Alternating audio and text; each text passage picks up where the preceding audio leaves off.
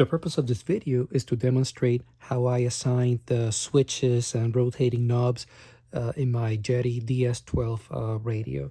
Now, I only fly helicopters. I don't fly airplanes, gliders, multi-rotors, rockets, what else, blimps, kites, whatever else. I don't fly them. I just fly strictly helicopters. And right now I'm using strictly the Spirit GTR flyerless units with this particular radio.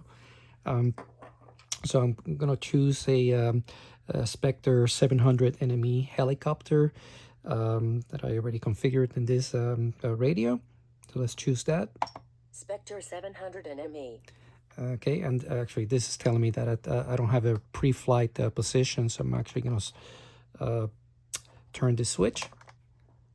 All right, so now everything is good. Now, the first thing is that I remove the rotating potentiometers from position 5 and 6, and the reason is that they were getting in the way of my index fingers as I move the sticks.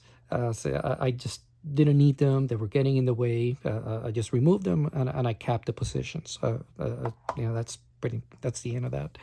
PA, this is my volume. You can see the volume. Okay, and now here's really loud, and of course here's really soft.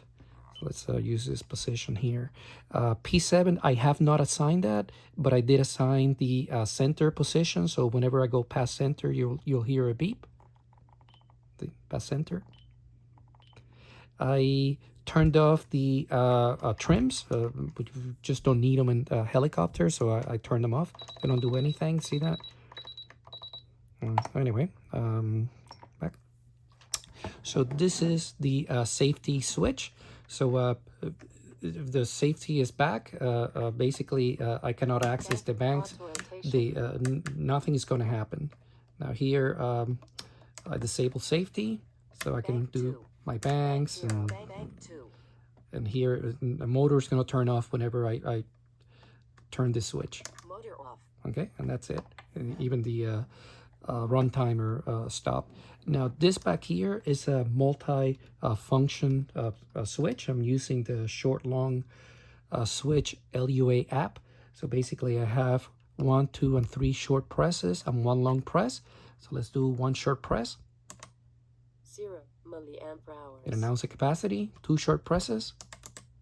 Receiver 1 voltage 0 volts. And then 3 long short presses. Transmitter voltage 3.94 volts. And 1 long press will get we'll do a screenshot. Screenshot. All right, I already have it configured for that. Now back here, I have this push button configured to self-level rescue. Now I don't have any voice alert because I don't want it to embarrass me in front of everyone at the field whenever I press it. So now this, okay, let's turn this switch back on. Now this is the auto rotation switch. It's a two-way switch. Here the motor is running, the blades are spinning, and now here's auto rotation. Auto rotation. All right, and now so now here's auto rotation is disengaged, and now Bank the 2. blades will start spinning again. Now this is for my banks. All right, so Bank 0. bank 0, that's generally bank 1 in most other flyerless systems, but for Spirit is 0. Bank 1. Bank 2. Okay, so this is a 3-position switch. Now I have nothing assigned to this switch back here. I just haven't figured out what to assign to it, but it's there. I also assign the accelerometers, so I have it so that towards me, let's see what happens. 0 milliamp hours. Capacity, away from me. Oops, do it again. Timer 57 seconds. You gave me the timer to the right. 0 feet. That's altitude. That's the Spirit GTR has altitude. And to the left. 0. And I believe that's RPM, which again, I don't know if I even need that.